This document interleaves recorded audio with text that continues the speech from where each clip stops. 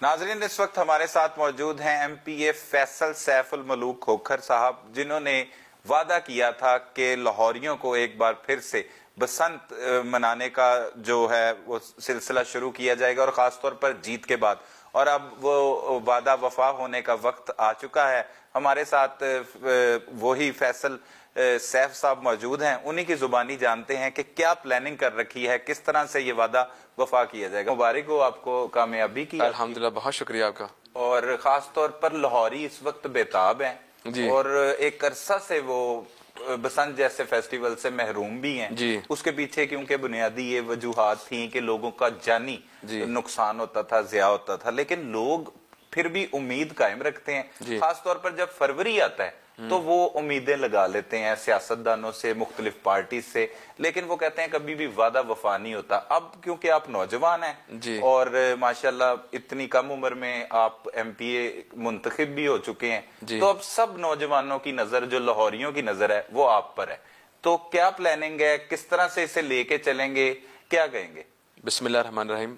असल में ये जो बसंत की ख्वाहिश है, ये ना सिर्फ मेरी है, मेरे ख्याल में मैं पिछले 15 साल से देख रहा हूँ, ये पूरे लाहौर, पूरे पंजाब की ये ख्वाहिश है। और यकीन जाने कि मेरे लिए, मेरी नज़र में किसी भी फेस्टिवल से ज़्यादा इंसानी जान की कदर है। सबसे पहले तो ये कन्फर्म होना चाहिए, सबसे पहले।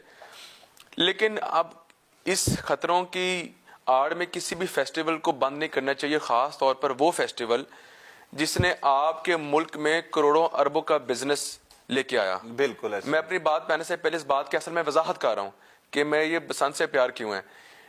पहली बात तो ये है कि अगर मैं इस फेस्टिवल की इंजॉयमेंट के अलावा बात करूं, तो जिस शख्स के पास कोई नौकरी नहीं भी थी, वो भी करोड़ों अरबों का बिजनेस करता था। मिसाल के तौर पर आप किसी देहात में चले जाएं, अगर उसके पास गुर्बत के मारे कोई नौकरी नहीं है, तो वो क्या करेगा? वो घर में पतंग बनाना शुरू कर देगा, वो घर में डोर बनाना शुरू कर देगा, और बिलियंस ऑफ रुपीज, अरबों रुपए, जिसका ये सोच, मेरे ख्याल में ये सोचते ना इतने अरब, मेरे ख्याल में वो फिगर्स ये कम बताते हैं।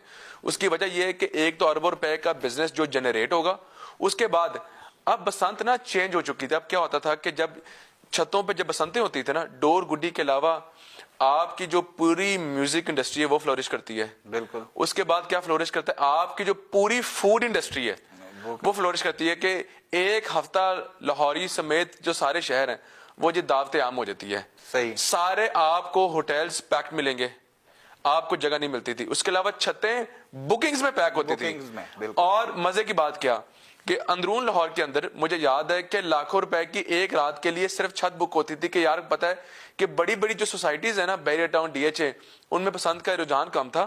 तो अंदरून लाहौर में इन जगहों पे ज्यादा रुझान था। हवेलियां, छतें, तो लाखों रुपए का बिजनेस ये हो गया। बिल्कुल। 3 चीजें होगी, म्यूजिक भी बता दिया, फूड भी बता दी, छतें भी बता दी, अरबों रुपए का रेवेन्यू।